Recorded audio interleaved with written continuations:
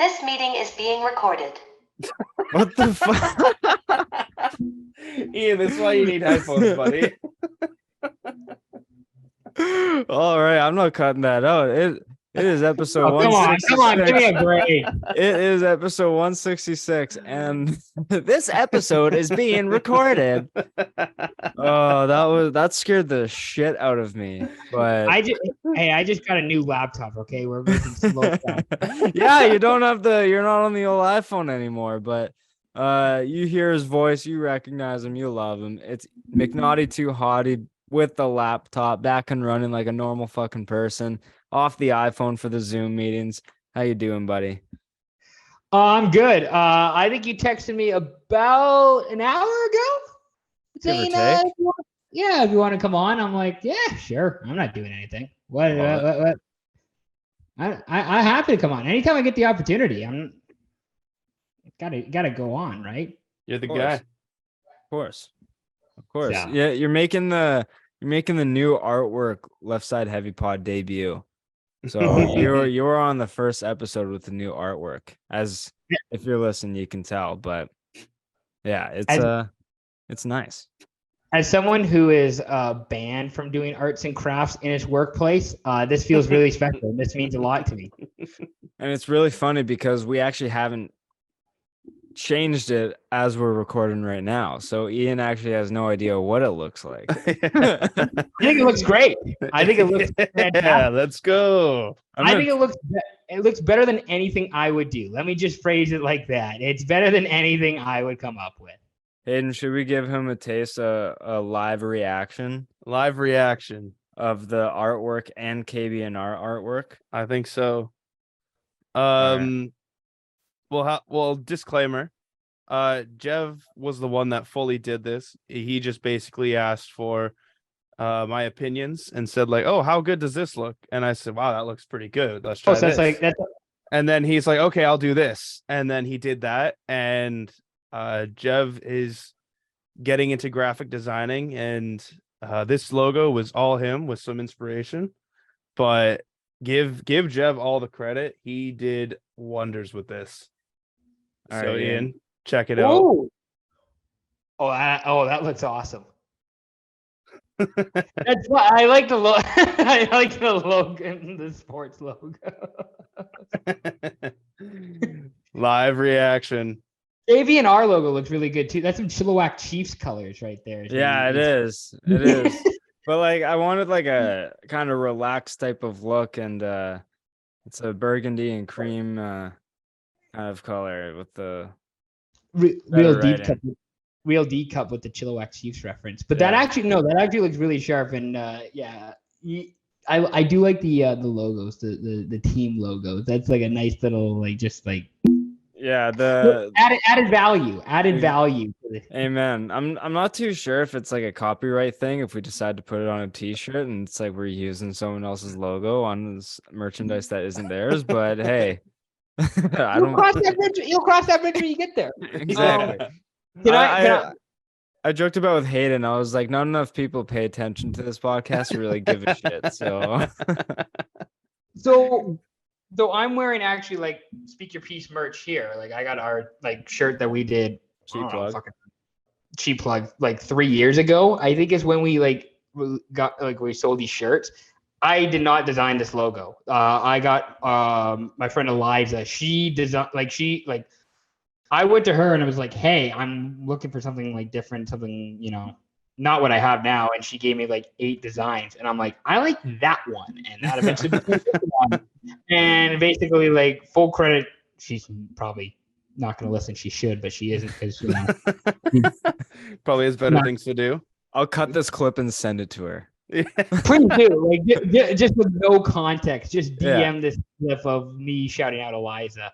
It's like, hey, I know you, but you don't know me. Yeah. Exactly. So like, I have to give full credit to Eliza for making this because I could never do anything like that. But I love the looks of it. It looks sharp. I appreciate that. Yeah, I wanted to switch it up because on the old artwork, we had a basketball background in it, and we don't really talk about that anymore. So I wanted to change that a bit, and I just was in the mood for a different kind of tone. I wanted a bit of just like, I don't know. I like being creative with new logos, and I was just in the mood. I wasn't feeling our other one. So got the new lettering, the new font, and the gold left side heavy is the Saints gold. For Hayden Saints, and where it says the podcast is the Canucks blue, which is obviously the team that I follow the most and kind of where this podcast is centered around. So yeah, little thing there. What's up, Hayden?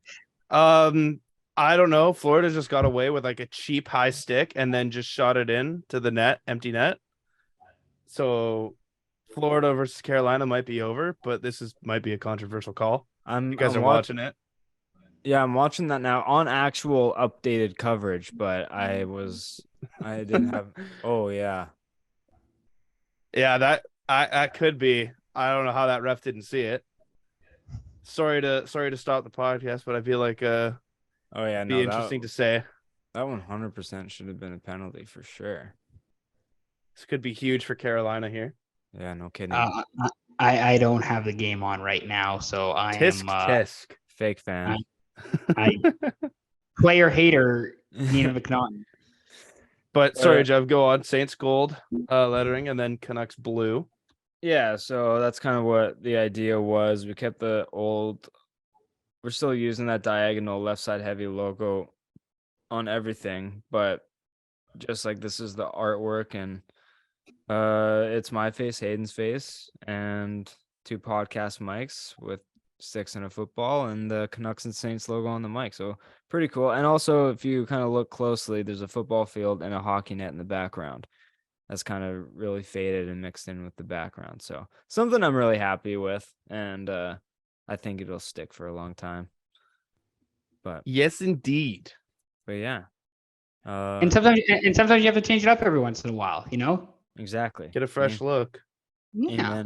Amen, brother. But yeah. Oh, I thought the goal was disallowed for a second, but they were showing a highlight of something else. Yeah. Hayden, I'll ask you, how are you doing? Your back's pretty fucked up. How'd you shoot today? Not good, which is why it is. That's what I'm gonna blame it on as. It's never your fault. No. Never the golfer's fault. No. I shot a 92, had 2 birdies. So that just really explains how the rest of my round was. My back 9, I had no pars.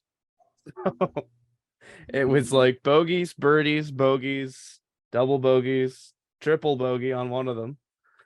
So I've been there, but substitute the birdies for 8s. Yeah,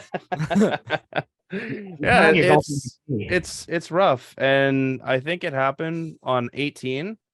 I went driver, amazing driver, and then 260 to the middle of the green, driver again, and maybe fucked it up when I hit it off the deck. Even though it was a good shot, definitely came up short though, and went in the water. And yeah, so that was a nice venture. It's a good long weekend. Forgot that you guys had the long weekend. If you don't know, I live in the States and I went to work today. Totally forgot that you guys had the holiday because like my dad called me at noon today. I'm like, why is my dad calling me? Like, should I be working? Like, this is weird. And then like I called him after I'm done work. He's like, oh yeah, I'm just like, coming back from the Okanagan. I'm like, coming back from the Okanagan? What the? And it's just like, oh yeah, that's right. Holiday Monday in Canada. Yes, sir. And then the States has theirs next week. That's right. I am an idiot. It's like I knew I had something planned today, but I didn't go into work. Everyone's like, "Where's Ian?" Still on Canadian. Well, there was people who were wishing. A couple people wished me a happy Victoria Day, and I got confused because it was just like we don't call it Victoria Day, but hey, it's the thought that counts. Yeah, I always forget it's actually Victoria Day, and I'm just like, oh, extra booze day. That's extra booze. Yeah. Pour one out for Queen Victoria, I guess. Yeah. Yeah, guess- pour one out I for guess- old Vicky. Yeah, I guess so. But yeah, is anyone gonna ask me how I am? I mean, I just fucking drove home from Manitoba, so I mean, from what we can tell, you just drove, so no. I was looking at corn and then end up in the mountains there. How are your potash stakes or stocks doing right now? Like, what's your potash looking like? yeah, driving from Manitoba to Cranbrook was the worst experience of my life. Like it was so boring. 10 It out of was- 10 would not recommend. Yes, I left Dauphin at 8:15 Central Time, obviously. And I was like, fuck it, I'm gonna golf in Sasky because my dad on my way there, my dad's like, hey, you should golf in Saskatchewan, see how it is. I'm like, you know what, to make you happy, sure. So I did that. So I left Dauphin at 8:15 and got to the course at 11. And then left the course at 3:15 and I got to Cranbrook at 4:15 in the morning. And I just bombed straight there. It was awful, but it was just so odd because there's nowhere to stay in Sasky. It's just flat unless I camp out in some random dude's field. And then Alberta, it was almost dark by the time I was like starting. And I'm like, you know what? I'm just gonna crush this out. And driving through the prairies in pitch black is frightening. You can't see 30 feet in front of you. It's like, oh, there's a car right there. Okay, cool. It's like, oh, I'm supposed to turn there. My bad. Yeah, it was scary, but it was one of the best sleeps of my life. And I'm never taking this province for granted ever again because mountains are really cool. And yeah, it was an interesting drive, but that's all I had to say. I've been to Regina. I covered the 2018 MEM. I freelanced that. And one of my biggest experiences or takeaways when I came back home was like, oh fuck, I have to make a turn while driving. Shit, there's a bend in the road. I came back on like a Tuesday or Wednesday, and like whatever the next day I drove, I'm like, oh fuck, there's a bend in the road. And it was just like, oh shit, there's a hill. Fuck. I wasn't expecting this. 5 days in the prairies did that to me. I don't know about you. Rough drive. Yeah, it was brutal. Don't recommend it. But I'm so happy to be home. I miss this place. But yeah, I guess we can just dive headfirst into this episode now. We'll start with some NHL news around the NHL. Or no, actually, question of the week. It's a little fun one because it kind of resonated with what I had to do as soon as I got home. When doing laundry, how long does it take you to actually put it away? Or like when getting back from a trip, how long does it take you to unpack? Because I had to force myself to jump on it right away, or else it would have sat in that suitcase for at least a week minimum. And I knew I had to eliminate the chances of doing that. But Ian, Hayden, when answer either question or both, but when doing a load of laundry, how long do you let it sit in the dryer before you actually put it away? Or when coming back from a trip, how long does it take you to actually unpack your bag and get your life straight? 2 to 5 business days. Easily. That's probably like there, I'll be honest, there are times where like I don't leave it in the dryer, but I leave, everybody's got that chair, right? Or everybody's got that stand. Yeah. Or in the basket. You bring it to your room, but it's in the basket. It's in the basket, and like I don't touch, like I'll go through and I'll get what I need, but I'm not full. There are some times where like it might be a week until I actually fold it and put it back in the dresser or hang it up. It starts getting like dirty laundry on top of the clean laundry. So you're like, was this clean?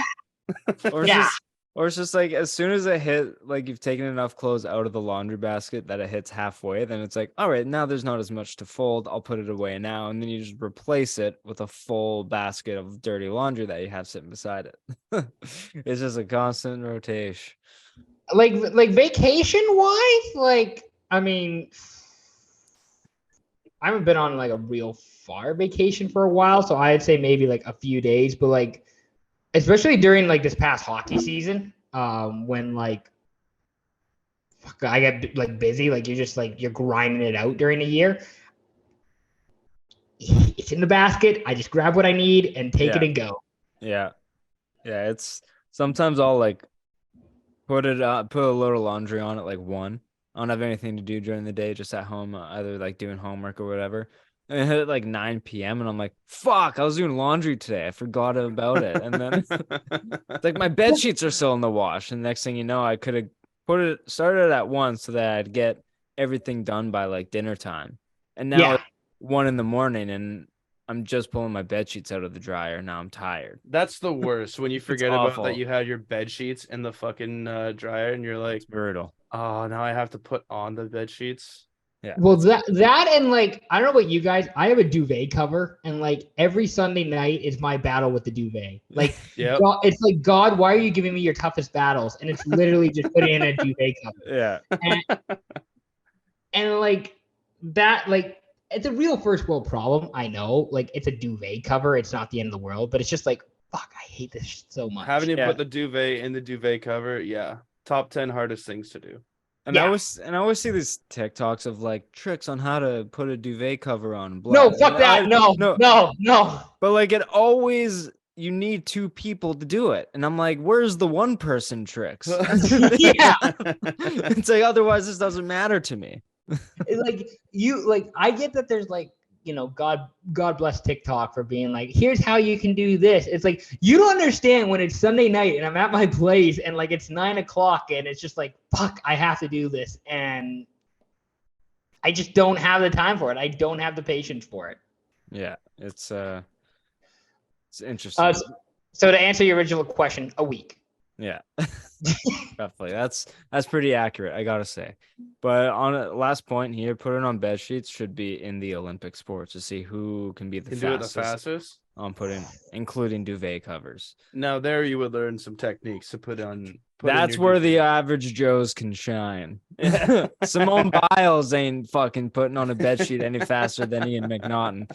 I've never seen, Michael Phelps put on a whole, fucking bed sheet duvet. Haven't seen him do that. Yeah. The way I do it is I grab the duvet corners and then I go in because mine is from like the bottom. So I go in and then I find like the corners of the duvet and then I obviously hold it, grab it from each side, whip it, and then I just like grab the, crank it. And then I get the ends of the duvet and then I like shove them into the bottom parts. And then I actually just start like fucking just to try and straighten it out. I just get 2 corners and I do it. Yeah, I just get 2 corners in place in the rough vicinity.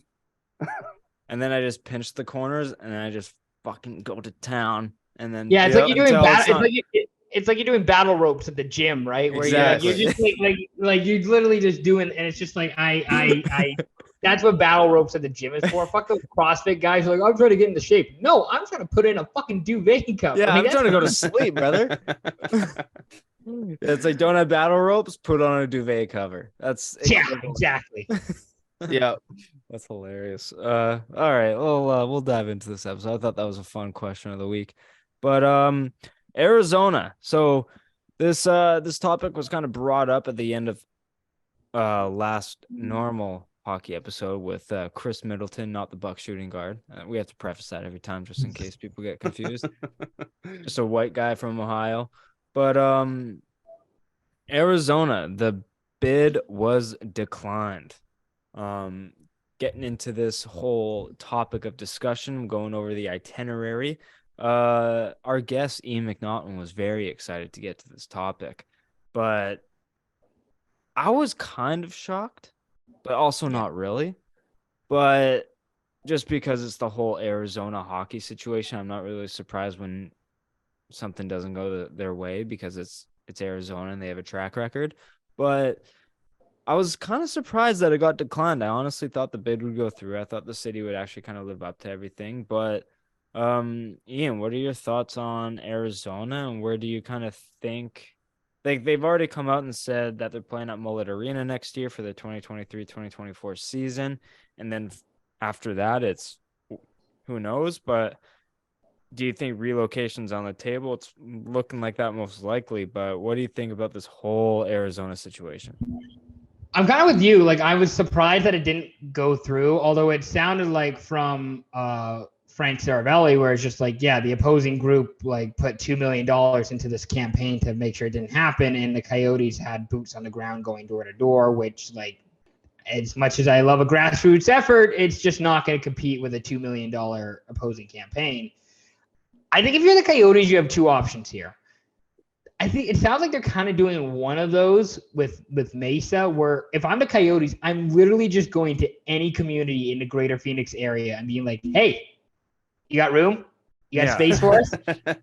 literally, I'm going to like Scottsdale. I'm going to Goodyear. I'm going to Mesa. I'm going to like all these towns, and I'm being like, hey, you got anything for us? Anything at all? And if that doesn't work out, then you go to the Suns owner and be like, hey, let's, we want to be tenants here. We're happy to help contribute, whatever to renovate it and retrofit this to have hockey. Because I don't know how many people know this, but when the Coyotes originally moved from Winnipeg to Arizona, that was their first rink, was where the Suns play now. America West, whatever it was in the late 90s. But it was like the Barclays Center for hockey. Like, it was just a bad fit. Like, it just was not meant for hockey. Was not meant to have a rink in it whatsoever. So, if you can't get your own rink in whatever, insert greater Phoenix area community here, I'd say you're going to the Suns owner. I can't remember what his name is, but he got shoved by Nikola Jokic the other night. I'd just go to him and be like, hey, whatever money we would spend on getting a new arena, we'll spend it on retrofitting this for hockey and getting a massive reno done for you. Like, that's what I do if I'm the Coyotes. And if that doesn't work, you've really exhausted all your options and you can't have hockey in Arizona. Yeah, and you just kind of look for the next best place. It's like the idea of playing hockey in Arizona is so cool, but for some reason they just keep fucking it up. And I think like Mesa is it's farther away from the downtown area. You're going to have another Ottawa Senator situation. And it's just like, it's going to be kind of fucking pointless.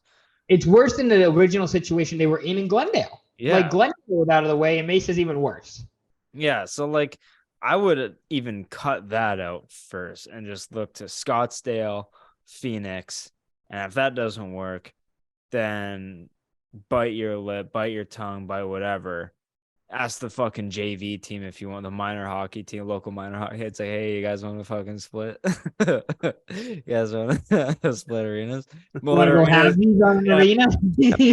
Arena's kicking us out, but it's like they hit the news. Like Frank Saravelli reports, Phoenix Coyotes have a new arena bid, 2,500 capacity place in the local downtown Phoenix area at the minor league arena. Sharing with the Arizona Junior Coyotes, and it's just like, we already just assumed that you guys would have the Junior Coyotes. Why is this like now that was a partnership? Why was this already?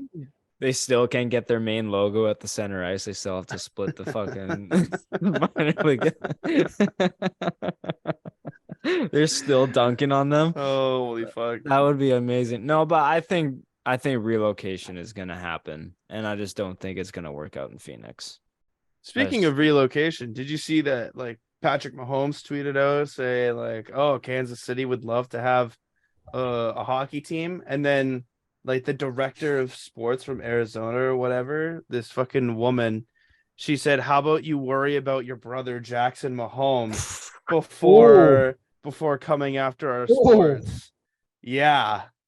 Like, shots fired. He's an adult. He can make his own decisions. Patrick's probably like, I came this way to avoid that. Yeah.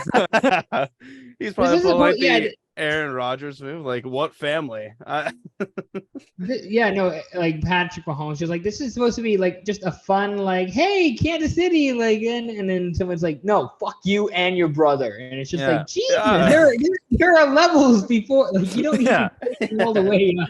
Jesus, Deborah, I'm just fucking come after your family like that. Like, Jesus Christ, man. Like, yeah, My he's a terrible God. human being, but like, calm down. Yeah. Hayden, where do you think if relocation happens, where do you think where do you think they go? Oh man. Well, Or is it at like least where do you hope they go? If I think the you know, top one was Salt Lake City, if I'm not mistaken. Salt Lake City and Houston is kind of the 1-2 Yeah. punch at the moment, with Kansas City sprinkled in there, and then I think Quebec City is the fan favorite, but it's the Yeah. pipe dream Yeah, it's because absolutely the pipe dream. I don't think Gary wants another Canadian team at the moment. No, that's another chance for Canada to win the cup, which Exactly. worst I'm trying odds. to I was gonna say I'm trying to find the like betting odd, like somebody did betting odds for like where the Coyotes would get moved to. I'll see if I can pull that up here, but I think my most favorite and desired place now would be only for them to go to Kansas City so Mahomes can dunk on this bitch who just completely tried to cuss out like his brother. Like, so just out of spite. just purely out of spite. Yeah, because it's like, man, you don't take the low hanging fruit in an argument like that. Okay. Yeah. Like, you might as well have just said like, your brother's an ass and just moved on from the conversation. But it's also, you don't even need to bring it up because he wasn't really he wasn't firing any shots at Arizona. No. He was saying like, hey, Kansas City owner, get the team here. That'd be cool. He wasn't even, she created a narrative out of nothing. Out of nothing. 100%. So, you know what? With that in mind, yeah, Kansas City would be my favorite. Where I think they're going to go after this is probably Salt Lake City. I believe ESPN's Greg Wyshynski tweeted this, but and this was, I believe, through like my bookie or whatever, like one of the betting sites was. Arizona Coyotes NHL relocation odds. Houston plus 150, Kansas City plus 450, Toronto plus 475, Atlanta plus 550, Milwaukee plus 850, Quebec City plus 1200, and then the field at plus 900. Milwaukee would be interesting. Yeah, that would be interesting. I think that would be cool. Wisconsin people love their sports. Yeah, and I And just they love getting drunk. Yeah, Yes. I just think there's a lot going on there. I've heard the market's pretty big and they sell out a lot. And I just think it would be like they have an ECHL team there as well, the Green Bay Gamblers, if I'm not mistaken. I was going to say they have an A team. I think they have an AHL team in Milwaukee. Is that Green Bay The Gamblers? Admirals? I think it's the Admirals. I'll pull that up. I'll pull that up. You guys. Yeah, I'm pretty sure Green Bay's ECHL. So yeah, I'm not too sure of their AHL team, but like they have some sort of a hockey market established there. And I just think it'd be different and unique. And I think it'd be like a direction I would not have expected NHL to go. I think Atlanta would be trash. A terrible place. I just don't think there's a point in revisiting that market. Third time's the charm? No. I just don't think there's a point. It's like I don't care if the city has innovated since its last fuck up. I just don't think I've heard people like talking about Quebec and being like, it didn't succeed then, it won't succeed now. But if Atlanta's failed twice, there's no point in giving them a third. Like, go to if there's a 38th team coming into the league and you want to go back to Atlanta for another try, fine. But not when there's other markets more deserving of a team, And I was going to say, just to interrupt you, the Milwaukee Admirals are an AHL team that play at University of Wisconsin Milwaukee's Panther Arena, which has a capacity of up to 10,000 for hockey. The Green Bay Gamblers are in the USHL. My bad. Gotcha. Idiot, Jeff. Idiot. Yeah. No, I didn't even know the Green Bay Gamblers exist. So like, you know more than me. Yeah, I heard it on like a couple of Chicklets interviews, but I didn't really get the name of the name of the league that they were talking about. So I just kind of assumed they bring on a lot of plugs. So like he was talking about like playing in the minors and he brought up Green Bay Gamblers, so I just kind of assumed that it was like the ECHL or something. But yeah, I just think like they have 2 teams down there, so I feel like the market would be kind of cool in Milwaukee, and they got the Bucks, they got the Packers, obviously, so they got the Brewers.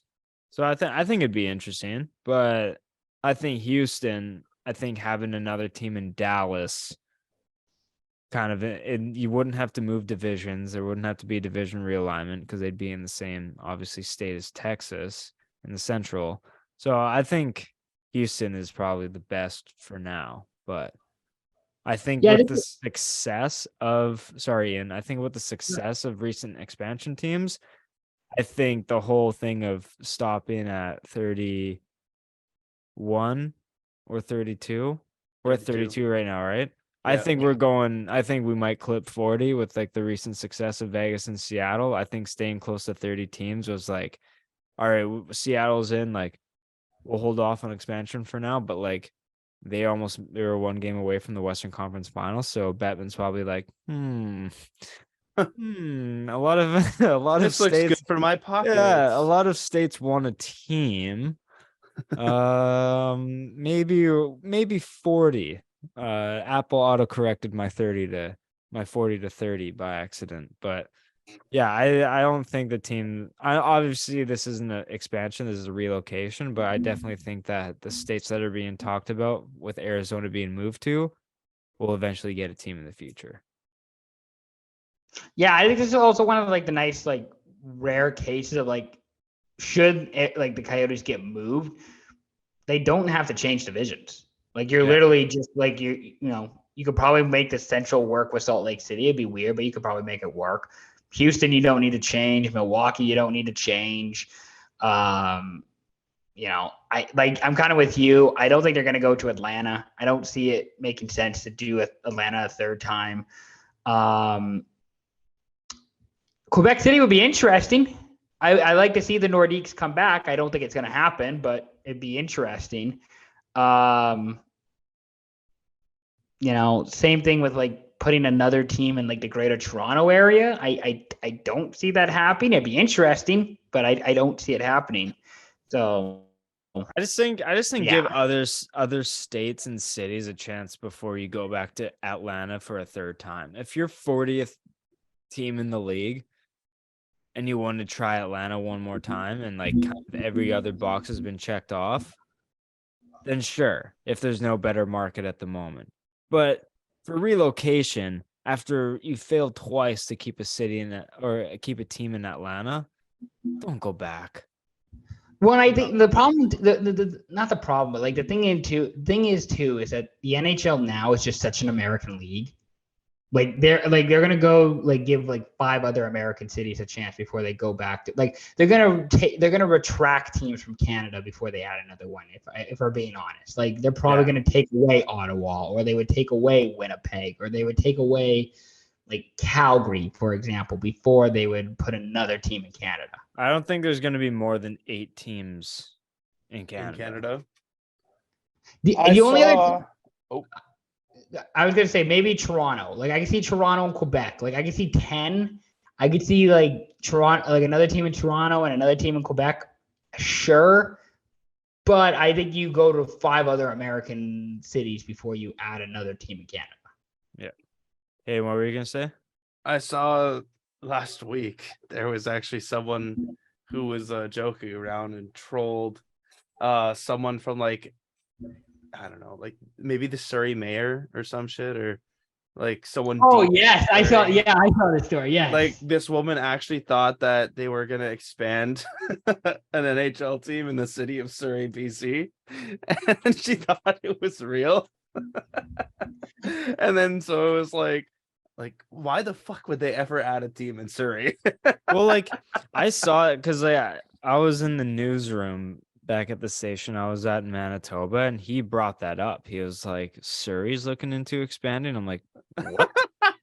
And he was like, yeah, apparently this article is saying Surrey's looking into bidding for the team. I'm like, or at least like for Arizona. And I'm like, I mean, cool, but like, why? Like, Why? it's like, I mean, Surrey's fucking massive. Like Surrey has like 600,000 people and they might get to 1 million by like 2025.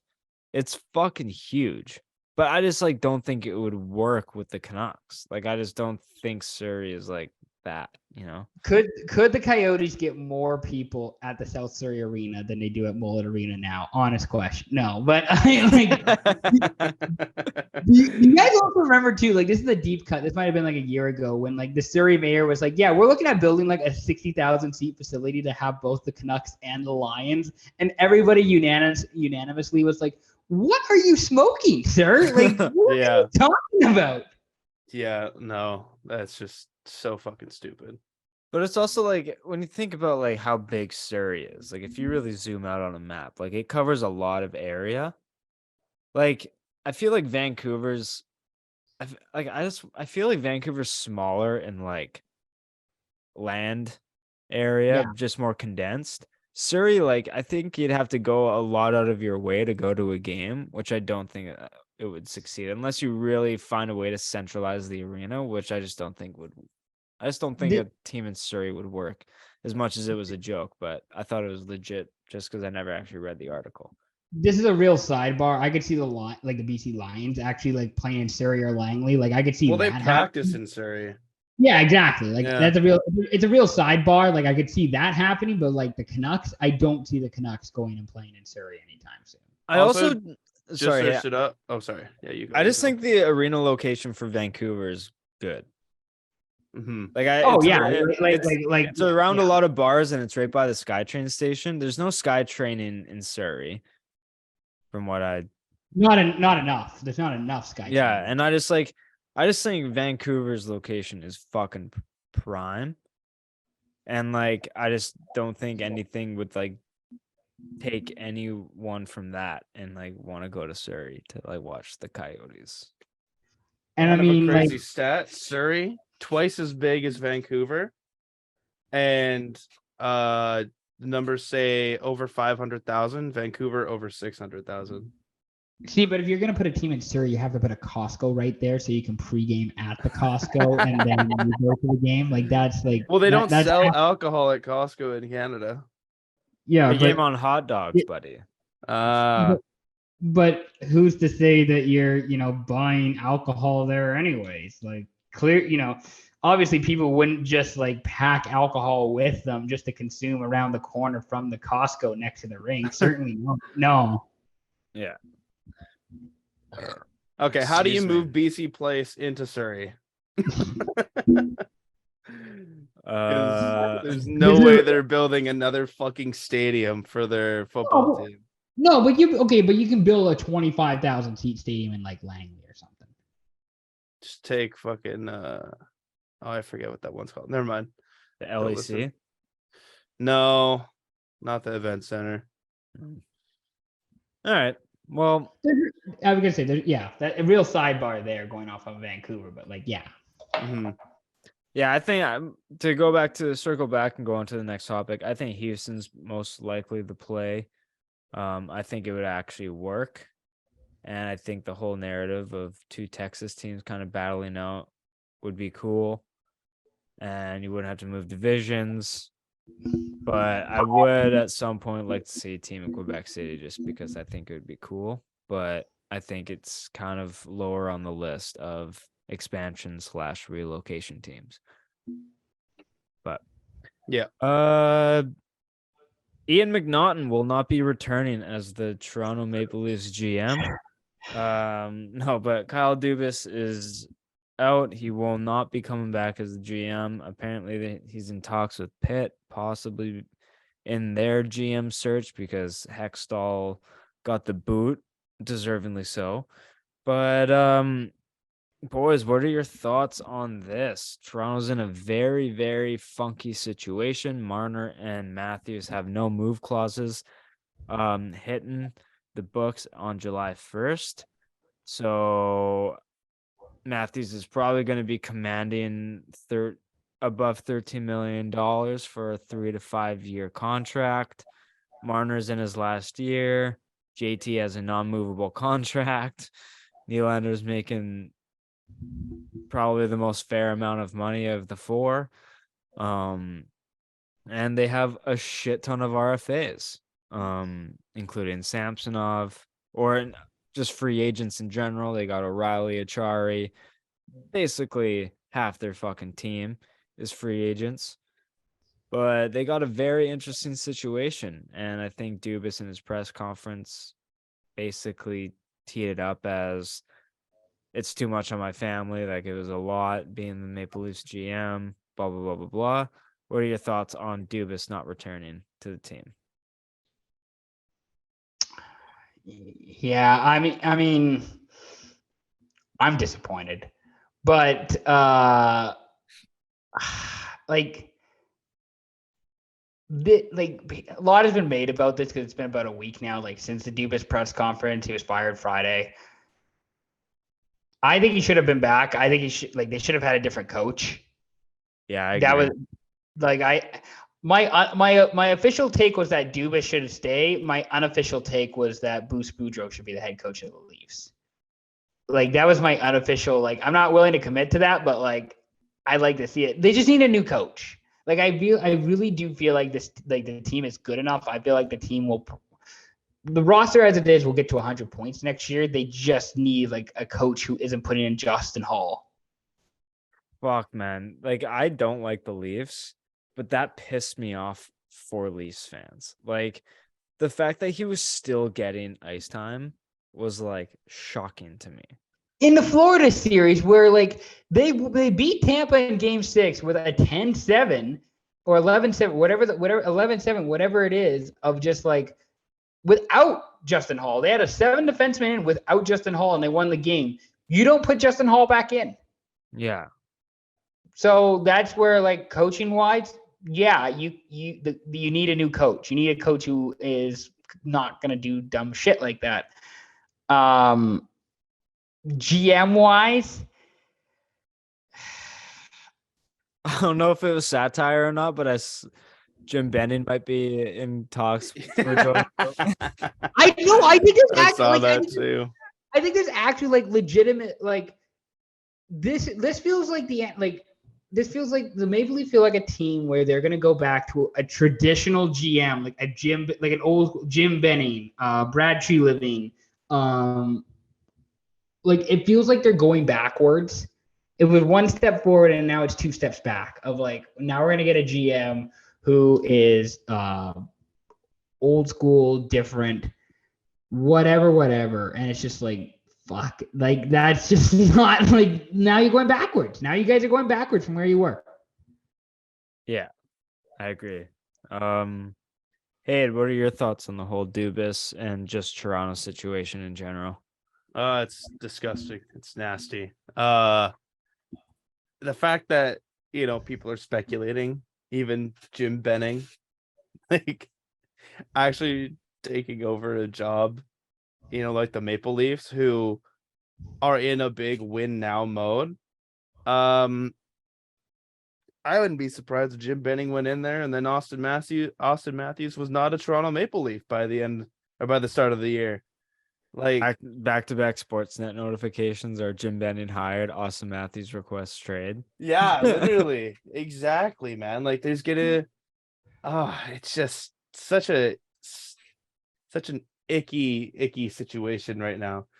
I feel like they should have waited until this window had closed before saying see you later to Dubas, because now whoever's in that GM spot is gonna have to say like, what the fuck do I want to do now? Yeah, because this is not a great situation to be in, and it's gonna make for one hell of a storyline though in the summer. I'm really excited for the offseason. Basically, just seeing what the Leafs do with their whole entire thing, because they got a lot going on. I mean, we talked about it a ton last week, Hayden, with Chris about potentially who's out the door. If I had to, in like the realistic aspect about what contracts could be moved, whatever, I'm trading Mitch Marner. I'm Mhm. finding a way to trade Mitch Marner. And I think Austin Matthews, just with him being a center, I think he brings a lot of value. He's still really good defensively. I think he just brings a bit more to the table. And I think you'd still get a fat package from Marner, I think, and a ton of cap space. And I think you try to look to bring Matthews back. But I can also see the argument in trading Matthews because he's going to have to carry a bigger cap than Mitch Marner ever will. Probably at least $2 million. Like if I think Matthews is going to get the $13 million range, but Marner, I don't think he'll ever clip 11. But yeah, like Ian, if you kind of had to ship out, like if you are high, I know you were just fired as like the old GM, but like if you're brought on as the new GM, what's your kind of like, how do you attack, like Frank Saravalli reports Ian McNaughton hired as the new GM of Toronto Maple Leafs. What's the first kind of action you're doing before July 1st hits? Honestly, I'm finding a goalie. Like I'm finding a real, like legitimate goalie. I know Samsonov was not the reason why this team lost, but I'm going and finding a goalie. I don't want to trade any of the core four because I do genuinely believe that they can do it. I think I talked about the last time when I was on here about how those guys just don't have, like, that core four just doesn't have that, like, not, I don't know how to describe it, but like that grit, that like that nastiness, that bite that Elliot Friedman was saying that they're looking for in a Leafs GM. I would have that bite. Straight up, I'm just being honest. I would have that bite. But that's you got that where, dog like, in you. I got that dog in me. No, but that's just where, like, you know, we saw it with Matthews. He fought Stamkos, and like that really, like, I know that's just a fight and it's a weird thing. I do truly believe Matthews has that bite in him. If he needs to, he can. I don't know that Marner does. I don't know that Nylander does. I don't know that JT, especially like now how old he's getting. I don't know that he does. I would look at goaltending, and honestly, I would look at trying to find maybe not Aaron Ekblad, but like an Aaron Ekblad type on D. Like a number one D who isn't a offensive defenseman carrying the puck up type guy. And granted, like Morgan Riley's been through it all. Like he literally has been through like the whole, like whatever the Leafs have gone through in the last 10 years, Morgan Riley has gone through. So, and he was their best player these playoffs too. Like he was carrying them. He was. And that's like where I would just look for another defenseman who isn't Mark Giordano, who isn't Luke Shen, who isn't TJ Brody, like a solid number one option who can stay at home, who isn't getting paid like Darnell Nurse, who like is actually like those are probably the two things I would look for the most in if I was the GM. I wouldn't look at trading the core four. I don't think they're the problem. I do believe you just need a real goalie, a real number one goalie that you can like hold your hat on, and a solid number one top four, like stay-at-home D-man. Like not Ekblad per se, but somebody like him. Yeah. Yeah, I agree with you. I think like you said, Samsonov wasn't the problem. It was their depth at goaltending didn't help. Like the fact that they traded for Matt Murray, right? Yeah, they willingly went out of their way for Matt Murray. That's fucking crazy to me, knowing his history. And I honestly thought like he wasn't healthy, but then when I heard that he was brought in as the emergency backup when Wool went in, I'm like, he's healthy and they're still not playing him? That's fucked. Like I just thought he just wasn't ready to go, but I'm like, no, he's knowing, like they're willingly putting him as a third string. Like that's fucking crazy for a goalie they traded for. But regardless, I just think Florida has a lot to do, and it's going to be interesting for the next GM and his task at hand. Well, and to defend Dubas, because I am Kyle Dubas to some. Not there is no perfect GM. No. Like literally like Dubas, even if you say like he got 75% of the moves right, or he did 75% of the things right as GM of the Leafs, that's still 25% he fucked up. He brought in Matt Murray. He brought in Joe Thornton and Wayne Simmons, and it didn't work out with those guys. And that Jonathan Tavares contract was unnecessary. Sure, depending on how you feel. I guess part of it is that there's all these people who are looking for perfection, who are looking to get like the perfect GM. There is no perfect GM. There literally isn't. Like you had one of the best GMs who you can say got 25, 30, 35% wrong. He didn't do 35% of the right moves. That's just how it is. That's part of being a GM. You're never going to be perfect. You're never going to get it all right. Yeah, I agree. Hey, you have anything else to say on this topic? No, pretty much said it before. Like whoever comes into this position is just gonna have the hardest task at hand for the summer. Yeah, it's I was gonna say what the Leafs really need is like the Saints GM to just like navigate the cap, or just to like fucking just like avoid the cap at all cost, or just like what's the NHL equivalent of void contracts? That's what the Leafs need. Yeah, it's so hard with a hard cap because it's just I know. like. Because like NFL and NBA, they have like soft caps, and like MLB doesn't have a cap, and it's like all like luxury taxes and like switching contract money to signing bonuses and shit. Like NHL doesn't do that. If that was like any equivalent, it's almost like, all right, we're pretty much locked into playoffs. Matthews, you're going on LTIR.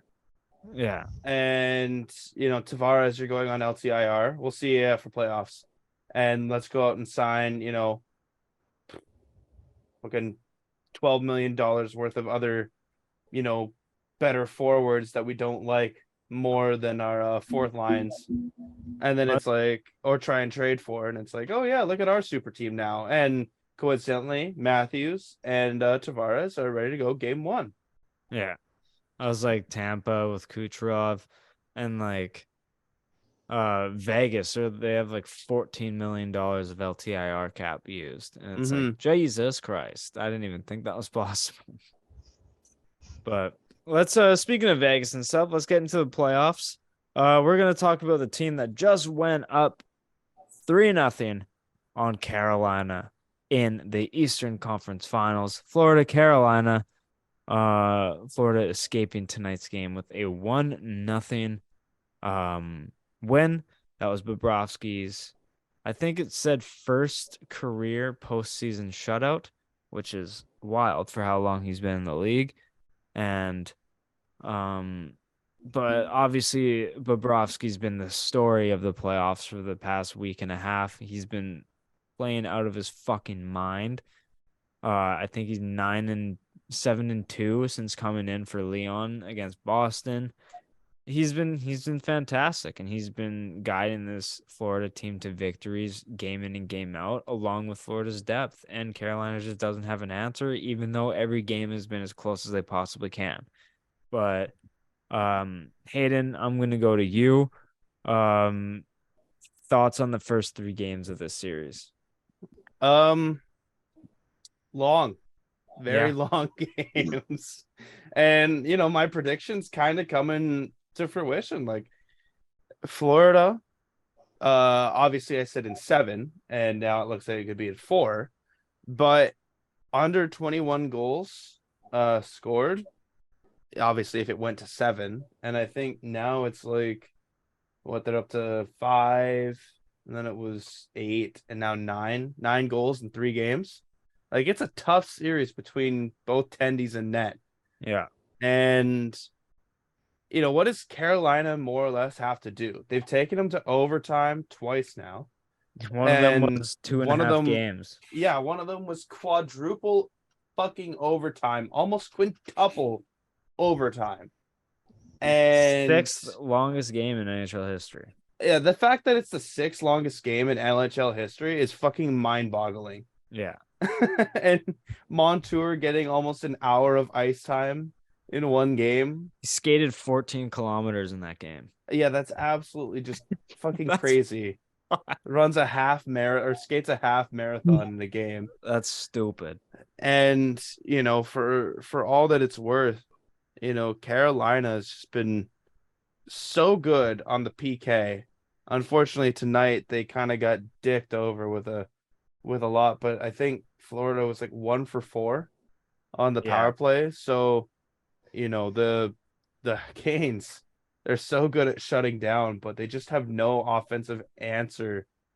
And Bobrovsky's just standing on top of his fucking head. The thing is, though, like they're doing a really good job at shutting Florida down. It's just that Bobrovsky is keeping their scoring chances out of the net. It's like it's an Aiden Hill versus Edmonton situation. Like Edmonton was getting a ton of chances, but for some reason, and mind you, there's a difference between Bobrovsky and Aiden Hill. I'm not saying they're the same because Bobrovsky is a potential Hall of Famer with all the accolades he's won. But like what pissed me off with Edmonton is like Aiden Hill was their 4th goalie and he was fucking Dominic Hasek in game 6. It was pissing me off. Like, Aiden Hill was keeping the puck out of the net. And like Carolina's gotten a shit ton of chances, but Bobrovsky's just making these post-to-post saves and just making all the solid stops. So it's like Carolina's playing their game, but they're not capitalizing on it as much as they were against New Jersey or New York. And it's just you run into a hot goalie, man, and that's almost enough to take you on a run. Yeah. But Ian, what are your thoughts on the Florida Carolina? I did see I did watch some before we got on here, like watching the Carolina Florida game. It seemed like the night Carolina was like a little too fancy, like trying to make that extra pass too. What I know this is gonna sound cliche, but like just put the puck on net. Puck's on net. Like literally you're down 2-0. Just throw everything. You don't need to make a pass into the slot. Just take the shot from the outside. I know it's not as good, but you just need the shot, right? And part of it too is, you talk about Bobrovsky, and rightfully so. He's like just kicking ass this postseason. Paul Maurice is also like one of the most defensive coaches, like lockdown coaches. Like if anybody's gonna play shutdown, lockdown, boring hockey, Paul Maurice is one of those guys. So kudos to Paul Maurice for kind of leading that and just stymieing a really good Hurricanes team, all things considered, who just, like you say, have run into a hot goalie / hot coach, maybe? Yeah. And like Maurice has coached his way to a cup. Maurice has coached some good teams. It's like he's just also coached some bad teams as well. But I mean, this is the recipe. Like obviously no one really expected Florida to be like this, but you got to think like they were playing playoff hockey until the very last day of the regular season. Like they were playing how they were playing to stay alive in the playoff race. I think they went 10-1 on their last like 11 games to make the playoffs with the help of a Pittsburgh loss to Chicago. Like Florida got lucky, but they're also putting their luck to use in these playoffs. Like they're taking advantage of their opportunity that they got. And everything just seems to be working. I think Bobrovsky with game 3 included has around 185 saves in the last 4 games. So that's around 45 saves a game. Like that's fucking insane. Like he's lighting it up. And it's just, I think also with Florida, you obviously don't want to take Bobrovsky's performance for granted, but you tend to play a lot looser when your goalie is on his game. And I really think that's helping them. Obviously, that's like pretty cliche to say, but like it's not just Bobrovsky. Like Bobrovsky's sick performance is helping Florida play a lot more confident and gel a bit more offensively. So I just think in all facets, Florida's just obviously they're playing with house money. No one expected them to get past Boston. and majority didn't expect them to get past Toronto. And now they're three. They might defeat 1, 2, 3 in the East as the last team to make the playoffs, which is fucking insane. And yeah, it's just Florida's playing unbelievable. It's fucking crazy. It's crazy. But Wayne Gretzky had some pretty nice words to say about Sasha Barkov. Game 2, he scored in what Gretzky has said, one of the nicest goals he's ever seen in playoff hockey. I don't doubt it. That was absolutely nasty. So Fakes disgusting. through the legs, pulls it back to the backhand, and goes just above the glove. Like, watching that live, I was so fucking confused. And then watching it slow motion, I'm like, that was so dirty. Yeah, it was disgusting. Like do him just absolutely dirty. Yeah. I don't think I could do that. Hot take, can't do that. Yeah, hot take. I am not that silky smooth on skates. Yeah. But I think Gretzky's the ultimate mush because Barkov left this game early. So I think those kind of words made Bobrovsky or made Barkov an absolute band-aid because he left with an injury. So Gretzky, you're a mush, buddy. You're the GOAT, but you're a mush. It's hard to argue with logic. Exactly. But Matthew Tkachuk has also stepped up a ton. He's scored both overtime winners. I really kind of hope that overtime game went to 5th overtime because I just want to see the game go as long as possible once it gets to that point. But with 20 seconds left, he snipes the overtime winner and then capitalizes a nice passing play in game 2. And with one of the most unbelievable sellies, straight to the door. Doesn't even sell with the team, straight to the door. It was pretty big time, but yeah, I'm really excited to see how this series plays out. But how do you think Florida finishes the sweep? Do we think that happens? I'll say so. Man, I really want to say so, but if we all say so, then it won't happen. So I'm going to say it won't happen. I think Carolina gets one game. Okay, then it will happen for me. Sticking to your guns, Hayden. Now that I know we're not all gonna mush them, then yeah, Florida wins. I think Carolina gets one game, and I got the ultimate text from Chris tonight. For today, I think he's like, my Carolina pick's looking great. I'm like, yeah, absolutely, Carolina in 5. Yeah. I mean, the odds on that are like plus 8,000. I heard. Yeah, I mean, my Carolina in 6 is looking great either now. Yeah, it's going to be interesting. Florida, I think, is a really good story seeing them, and I'd be happy to see them win. Anyone but Vegas at this point. But speaking of them, they go up 2-0. Potentially 3-0 when this comes out because they play tomorrow and we were recording on Monday night. So after this preview, we'll get our game predictions in and we'll talk about what happened in last night's game, I guess we can call it. But McNaughty, this series has been basically equivalent as Florida Carolina. I'm pretty sure it's the first time in NHL history, either the first or very few times in NHL history that this has happened, that the first 2 games of each conference final series has gone to overtime.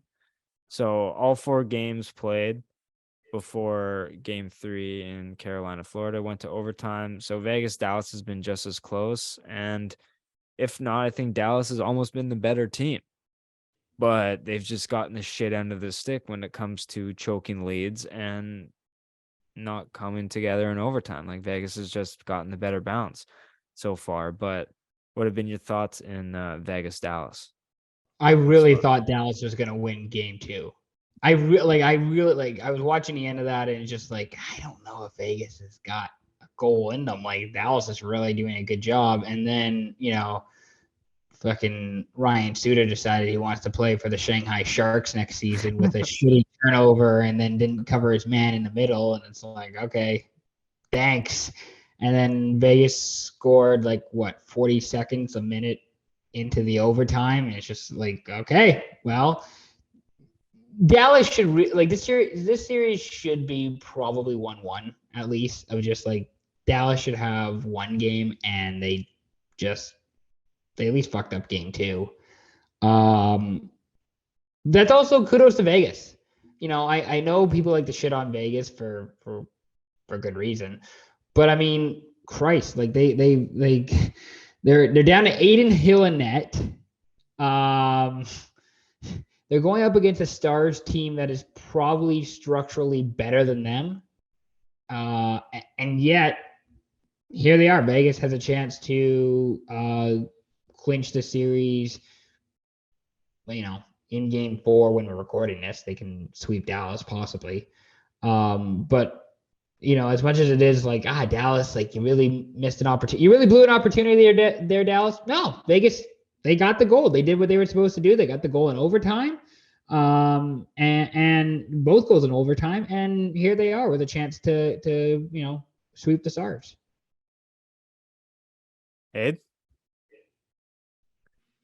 Yeah, it's kind of tough for Dallas. I agree with you, Ian. It should be at least 1-1. But it's kind of tough when you let a goal in with minutes to go, and then not even a minute in, I'm pretty sure, right? Yeah, Vegas scores in overtime. Over a minute. Yeah, just over a minute. It's so deflating. And now you have to go back home. And if Dallas doesn't win this game on Tuesday night, then I think Dallas is screwed. Yeah.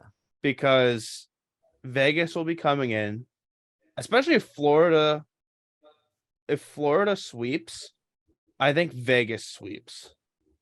Oh. Yeah. I think Vegas will want to try and prove that they are the better team. And Vegas is structurally, like, I guess, like you could say Dallas might be a little bit structurally better than them, but Vegas has the younger aspect, I'd say, minus Phil Kessel. So on that end, I have to assume that Vegas, if Vegas wins against Dallas in Dallas, Dallas is dead. Yeah, I agree. I didn't watch much of game 2 because I was driving from Cranbrook, and there's a 2-hour hotspot where I didn't have service, so I couldn't have the game on. But from what I've heard, Dallas really let game 2 slip. I heard they were the much better team for 57 minutes of that game, and then really kind of fucked it at the end. But I think they come back. I think they come back in game 3 for sure. Like, I think they're winning Tuesday night. I think they're gonna make this a 2-1 series, and the next thing you know, it's like obviously this is on pace for, if Dallas wins game 3, this is on pace for Vegas in 7, because it seems like the home team will just win. But once it gets to game 7, obviously anything can go. And I think Dallas at home, I think they're very good. They obviously proved that against Seattle. Who did they fucking play in the first round? Minnesota. They proved that in mini, and I think they win game 3, and I think they make this a 2-1 series. And the RoboCop, it seems like he's kind of found his game again. He scored in 2 straight after not scoring in the first round or the second round at all. He still has like 14 points these playoffs, but he's starting to get back in the goal column. So I think if he can find his game, Dallas at home, Ottinger seems to be playing more solid than he did in the first 2 rounds. So I think Dallas wins game 3, but I still am confident in my Vegas in 7 pick. But I still think Dallas can really make this a series because it has been close all game. It's just, like I stated before, Vegas has gotten the better bounces in overtime, and any team can win once it gets to overtime. So Dallas really fucked it by letting it get to that point because they were winning with just over 2 minutes left. But I mean, Vegas has a bunch of gamers, and like you said, Ian, they did their job. So, yeah, but that's kind of all I have on this series. Is there any other points that you guys want to talk about with Vegas Dallas? No, I think that's pretty much it. Not really. I mean, no. Yeah, if Dallas doesn't win Game 3, they're done. They're done. So Yeah, I mean, I think this is Heiskanen isn't necessarily putting up the points, but I really think this is one of his coming out parties this year. He's been a monster with ice time, like in terms of taking that next step in his career. I think this series alone has proved that a lot with the ice time he's eaten up and the big key role he's playing. I think he's helped this Dallas team a lot. Do you guys agree? yeah, I I agree, mean, Heiskanen's really good. Like you say, RoboCop's like starting to show up. Like guy, I do feel bad a little bit too for Ottinger because like shit, he's done his part and he's down 0-2. Yeah. Yeah. Like it's a weird thing with Dallas, like in general, just because like the Stars are not one of those teams who I would like consider like. Have you looked at building a team like the Stars have? It's like I haven't considered that at all. But it's actually like no, they have a really good goalie. They have some really good defensemen. Key pieces up front. It's like oh okay, maybe Dallas is actually like a lot better and have done a lot better team building than I would have given credit for. So, and Heiskanen's up there with like maybe like the Quinn Hugheses and the Cale Makars. Like I genuinely believe like Makar's kind of on his own level, but like I genuinely believe Heiskanen's like maybe not S tier, but A tier. Yeah, I think he's no more than 2 tiers below. Like he's if Makar's S, then Heiskanen's no lower than a B. Like I think he's truly an A. Like he's got the size, skating, and skill, and I think he's gained that maturity level and just like intangibles that you can't really teach a player.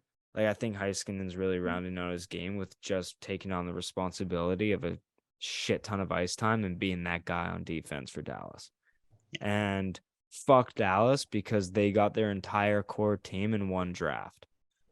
Like go fuck yourself. They got Robertson, Heiskanen, and Ottinger in the 2017 class. So basically they got their whole team set up in one draft.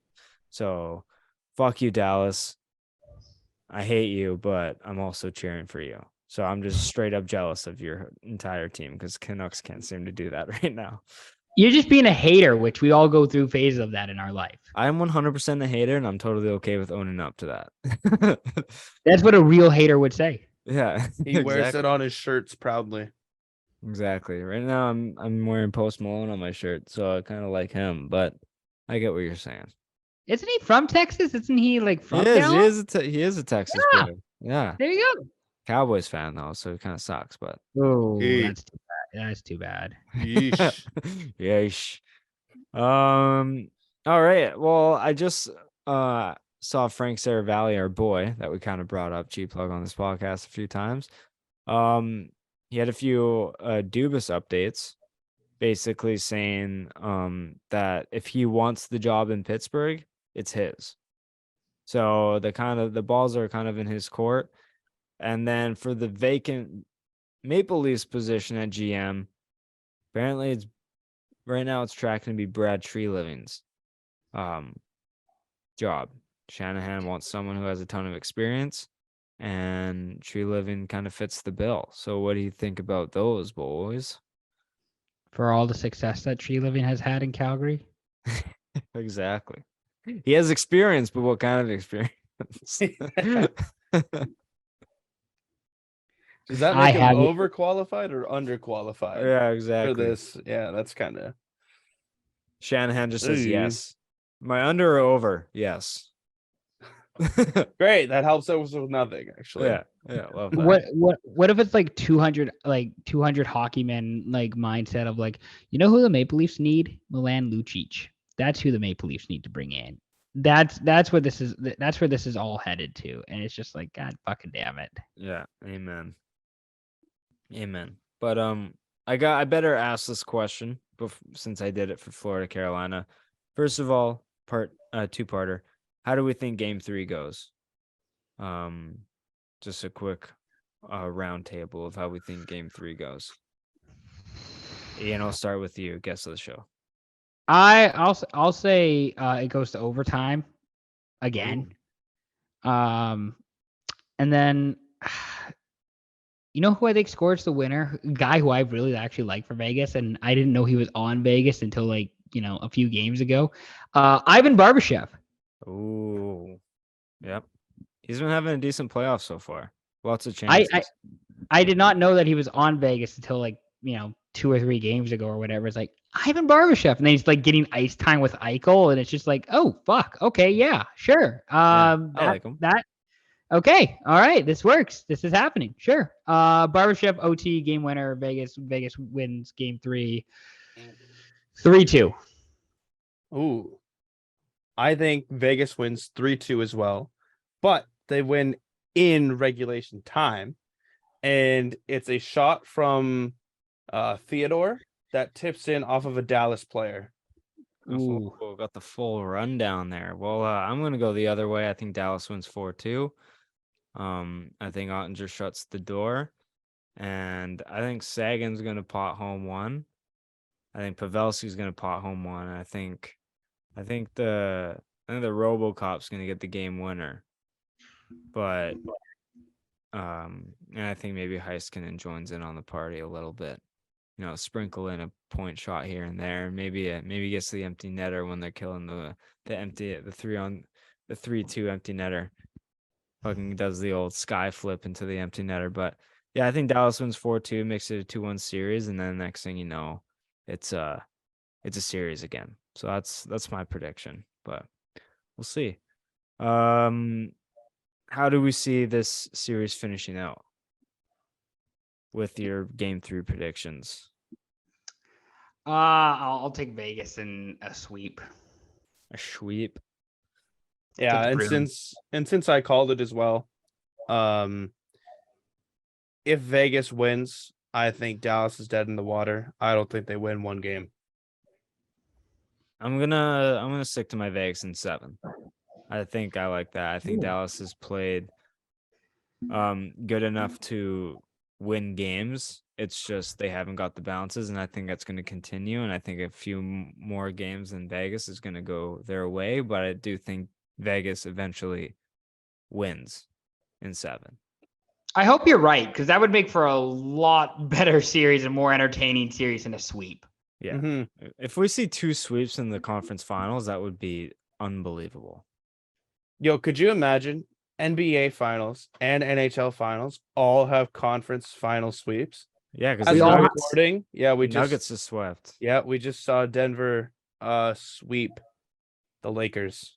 We have to wait a whole week before the each league's finals start. That's not going to be draining at all. No, not at all, not whatsoever. So next episode, it's like, what changed? What happened? Absolutely nothing. Yeah, we predicted all this. A sweep happened, and how was your day? Yeah. Watch any good movies, Hayden? Like any turn into a movie podcast. Get into 25 film club. minutes. Yeah, exactly. But all right. Well, quick little note here too. A quick little nugget. Jerome McGinley and Nonis are joining the Calgary Flames front office. So I like the Iginla edition. Or as Hayden's dad calls him, McGinless. Yeah. McGinless.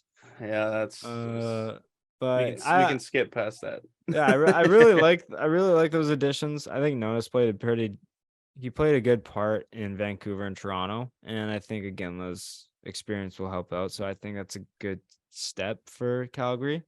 But it'll probably be like maybe head scout or assistant GM role, and then maybe a player development role for Iginla. But I like the moves nonetheless for Calgary.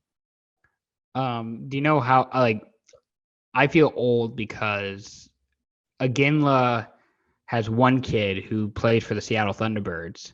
Yep. I don't think he's on there. Like now Seattle's going to the Mem Cup. I don't think he's on that team. I think he's healthy.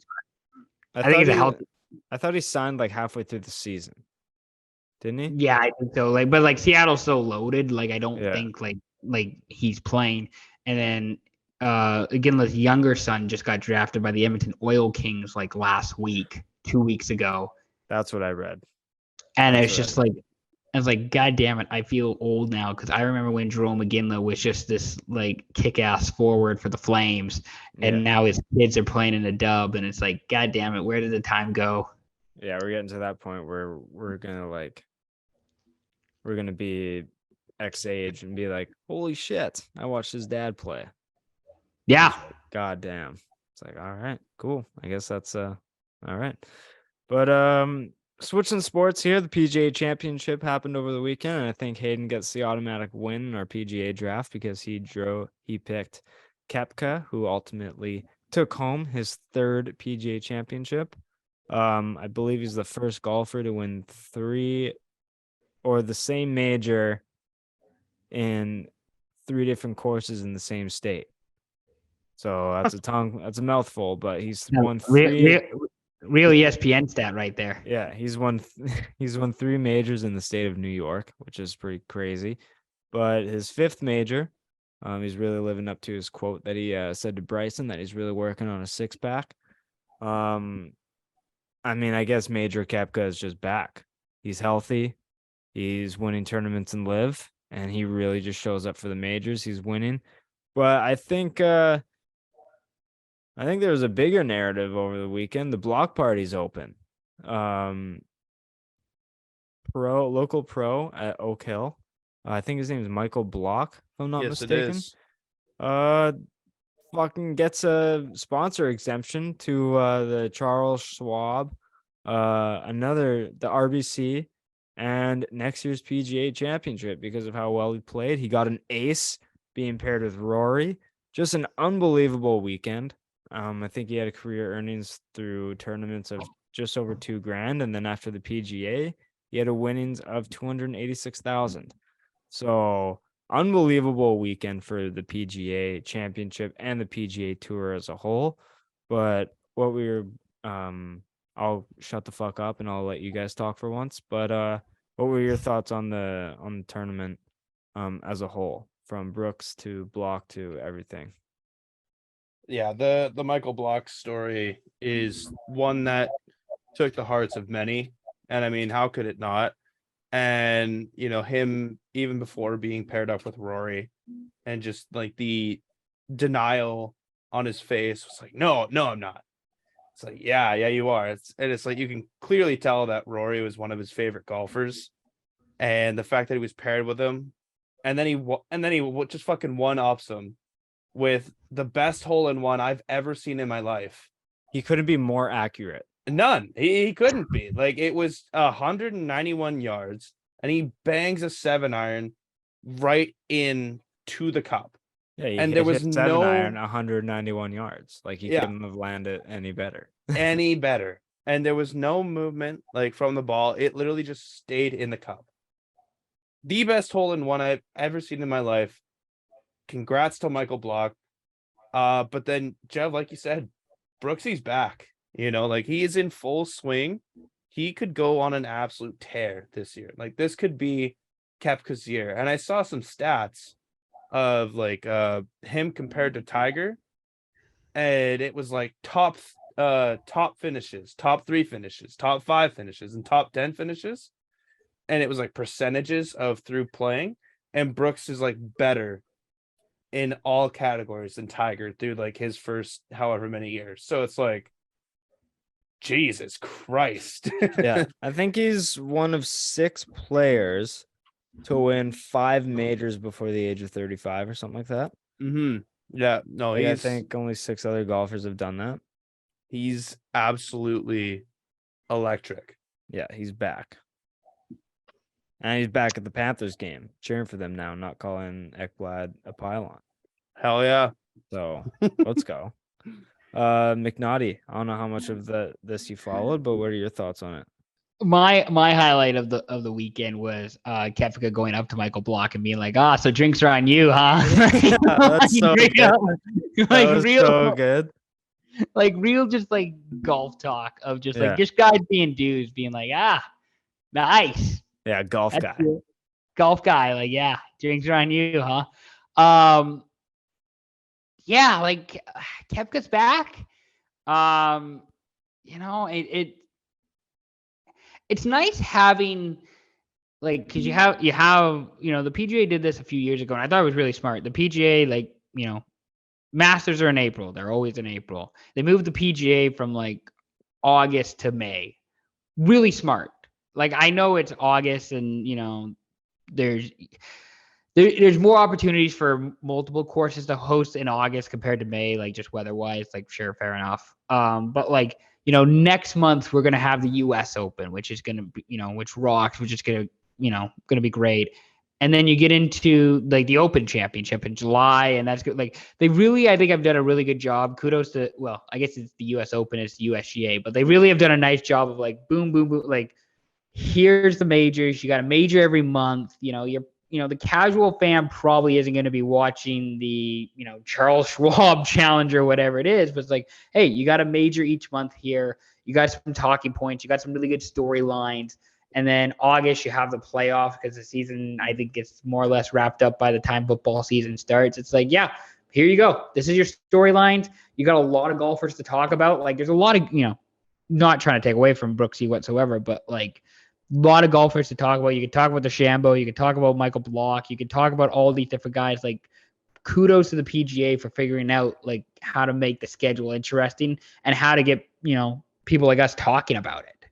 And to tail off on that, what's kind of smart too is like the NHL and NBA playoffs are winding down. They're not necessarily like finishing, but like with less series to watch, there's going to be more opportunity to watch a major championship in the midst of everything else. When there's absolutely nothing going on in August, people might think like, oh, since there's nothing else going on, they'll watch this. But also like, no one's really in the sports watching mood because nothing else is really going on besides baseball, which is like I said at the beginning, or this may have been before we got on, but like you lose track of how many games are being played. So like you're not really keeping up a ton.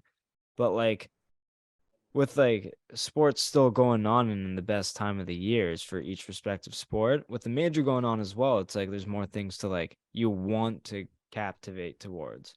So I think it was smart moving it to around the playoffs still. Like Sunday afternoon, like I'm on my couch on Sunday afternoon and I'm flipping back and forth between like Vegas and Dallas and PGA Championship.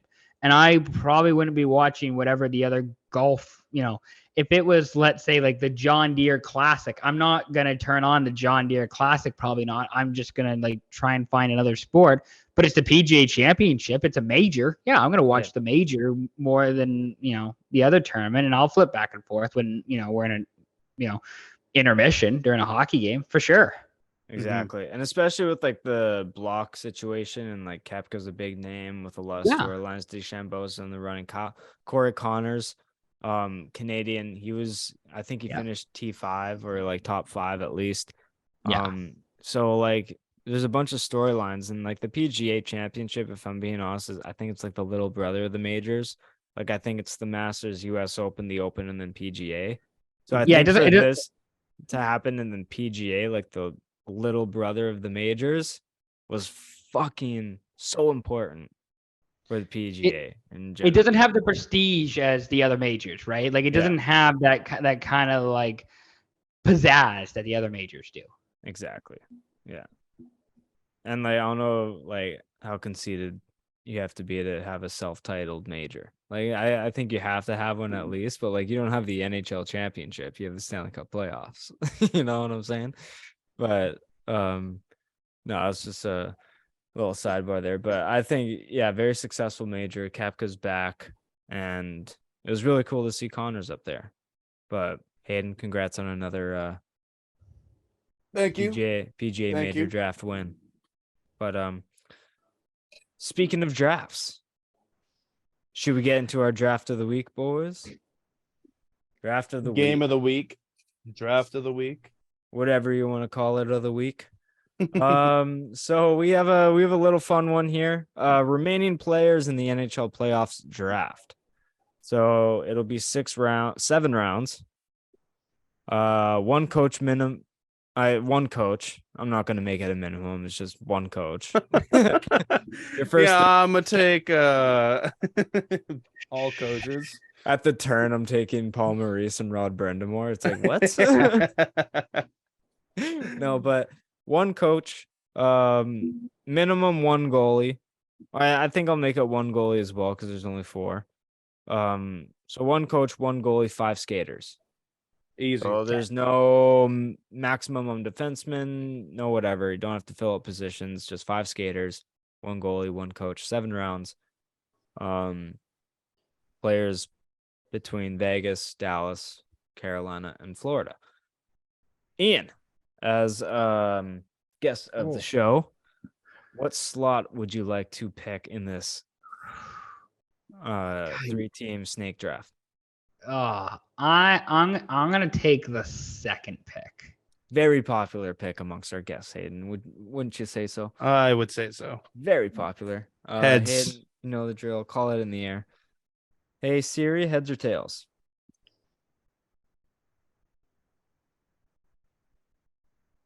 One moment. Don't tease me. One moment. Just getting my quarter. Hey Siri, heads or tails?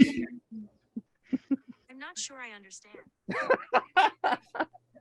Okay, It's a yes. It's a simple question. Heads or Siri. tails? Oh, I don't know if she said it, but it's heads. Heads. Yeah, video proof. It is heads. So no head. So no head. All right, hey, where are you picking? I'll go 3. Yeah. I want to see where you guys go. Okay. All right. So my strategy for this was very tough because like I don't really know what direction to go in. Like, do I go kind of best overall who's played most consistent in the past years, or do I go based on this year's playoff performances? So I'm gonna kind of go a bit of both. And I think Matt Tkachuk is the best player remaining in these playoffs. And I think he's played at a Conn Smythe worthy level. So I'm gonna go Matt Tkachuk. See, my strategy was just picking guys that I would want on my team. Matthew Tkachuk was one of those guys. So Yeah. I would like Matthew Tkachuk. That's a good pick. Good pick. Good job. Jeff, I'm writing Family these down, Feud, by the good way. answer. Oh yeah, I got it down as well. But Okay, perfect. sweet. I have the deuce. I have the second pick. Mm-hmm. I don't know if this is controversial, but like, I would love this guy to be on my team, and I think he's a really good player. I don't know if we give him enough credit for being in the upper echelon at his position. I'll take Jack Eichel. Very good player. Yep, I yeah. think like there a few years ago before like he kind of went through a dry spell, but like his final years at Buffalo when he was healthy, I think he was a top 5 player in the league. Like he's a very talented player. I'm pretty sure he was like a point per game player, more or less, like in his career with Buffalo. Yeah. And those Sabres teams were not good. He legit carried. That's why he got a sore neck. And he had to get a disc literally. replacement. So I'm gonna take and Jack Eichel in Vegas just makes so much sense too. But I'll take Jack Eichel with as my center. Good pick. There you go. Good answer. Yeah, I wrote. Good answer. All right. Well, there's so many directions I can go. I definitely want to take. At the start for me, give me Brandon Montour. Yep. Wagon. For Big Lax guy, by the way. I don't know if Goff's listening, but like big Lax guy, Brandon Montour. Is he? I respect. Yeah, respect. I think he might have played for Six Nations. I don't know, but Brandon Montour, big Lax guy. Big Lax guy, confirmed. And then to just kind of switch it up, I know he hasn't been like the best these playoffs, but I mean, great season, and that goes, obviously noticed. Give me Jason Robertson at my left wing. Yeah. Good answer. Good answer. All right, Ian.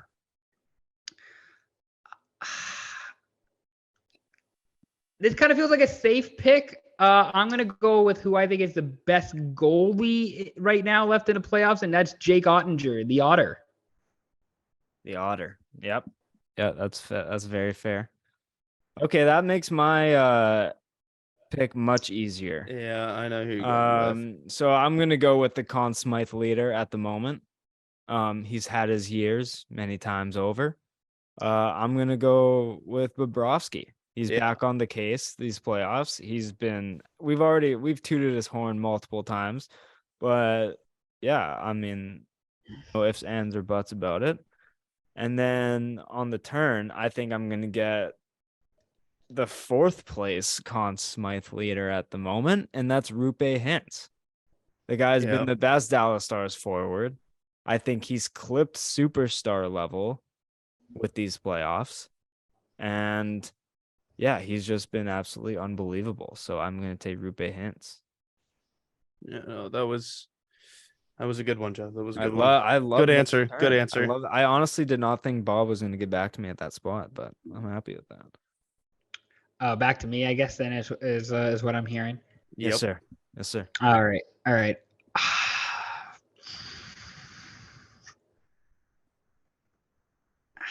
I'm taking a Vegas and a Dallas player. That is true. Confirmed. Yeah, confirmed. Sources are saying it quite loudly. Per Frank Saravalli, Ian has Per taken Frank. Vegas and Dallas player. Confirmed. I'll take Cotton. That means he has not picked any Eastern Conference teams. It's a bold strategy. Real Booger McFarlane, like, you know. Now here's a guy on Carolina that Ian might like.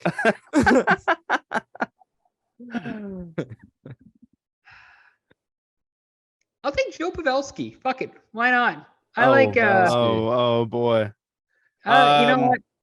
It's a reach, but you know what? He had 8 goals in the second round. I don't think it's a reach at all. Okay, well, I think there's more talented players. Hold on. You already took Eichel as a center, so where are you putting Pavelski here?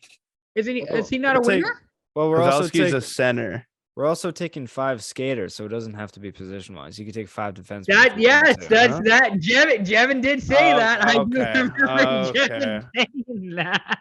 I thought we were just kind of trying to match it up, but I said we didn't have to.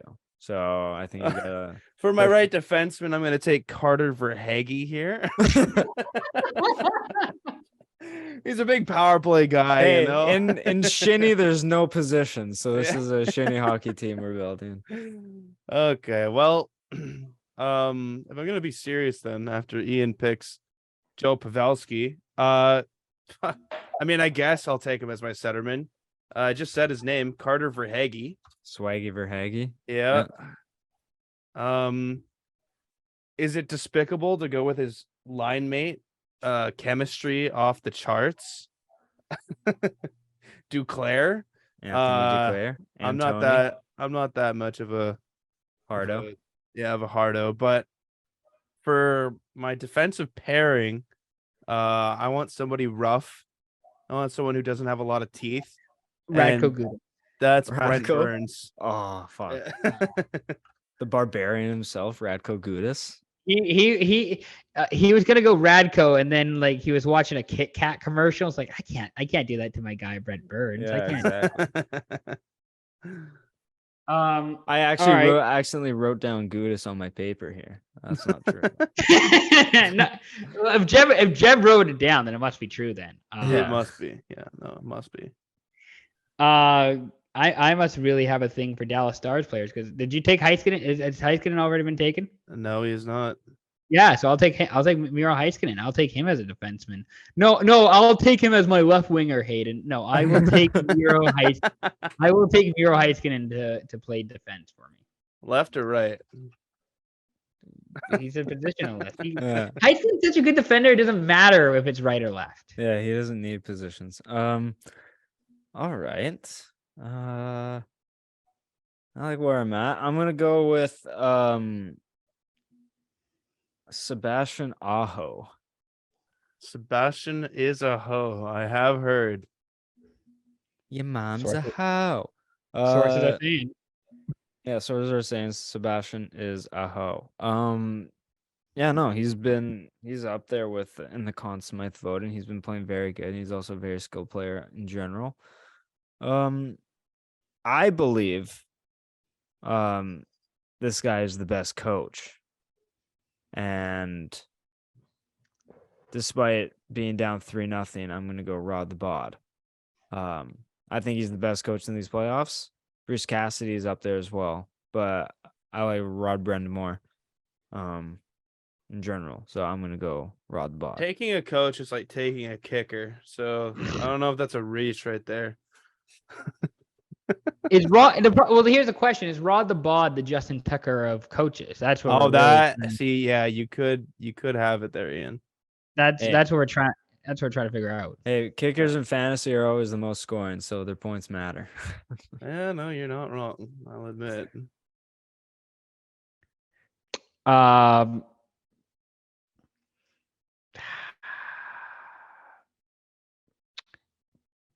Because I don't think Hayden's gonna take my coach. I'm gonna go. I'll go a little weird, a little off the board, maybe with Jacob Slavin. Ooh, very solid player. Yep. You know, lefty. Slavin, like, again, the problem is that you're taking Hurricanes and they're down 3-0 to Florida, but like Slavin is just like a really just solid defenseman. Like, Yeah, he's somebody he's somebody that Toronto should really be looking at. yeah, I think he's the true Norris winner every single year. Like I think he's truly the best defenseman every single year. But Yeah. NHL looks for points and Slavin doesn't always put up points. So he never really wins it. Mm-hmm. My cat's kind of tough. My cat's making an entrance here. Oh, Willow, what's up? Yeah, she's finally paying attention to me. Let's go. Yeah. All right. You got two picks here. What? Don't you have two? You have two picks. Yeah, I do. Yeah, I do. Yeah. Jesse Puljujarvi, kind of. No, I'm kidding. For my right wing, give me Mr. Jonathan Marchessault. Guy has picked it up. Hard, I guess, is what you could say. I agree. Just trying to spell his fucking last name right now. Is Spelling's hard.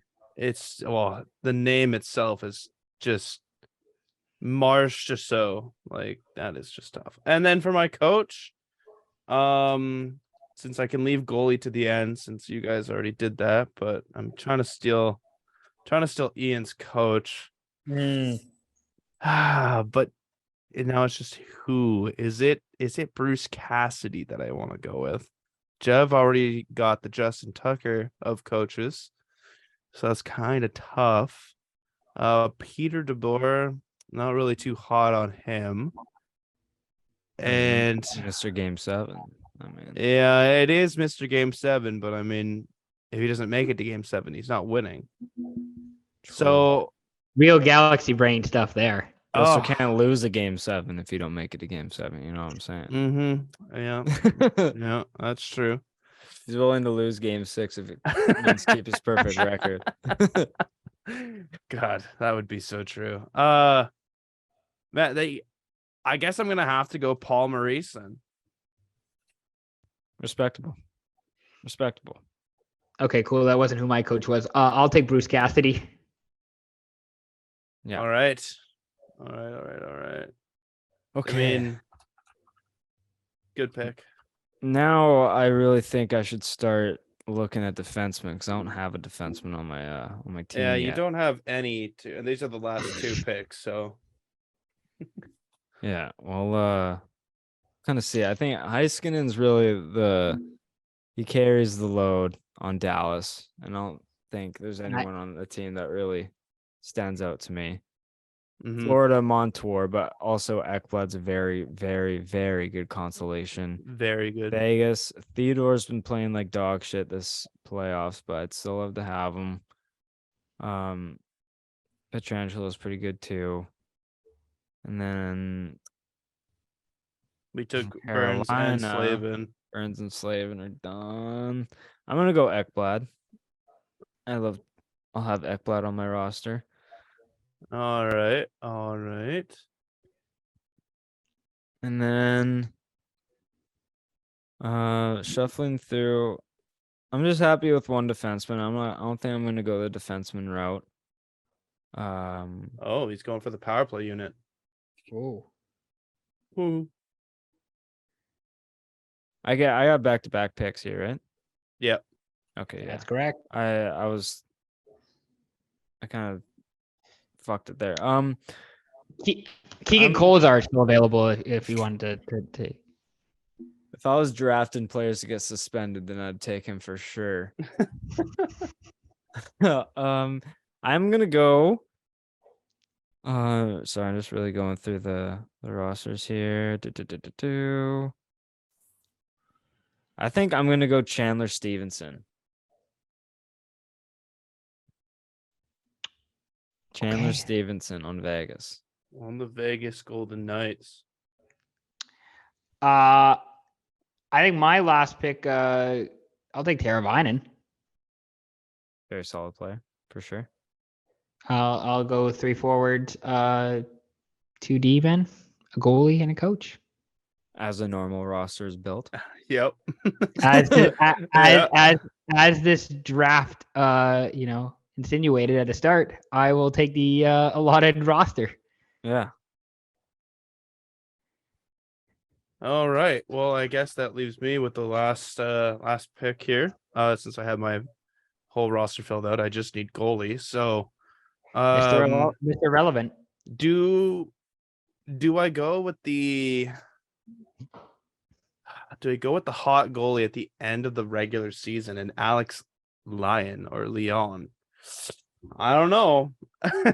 Or do I go Antti Ranta, or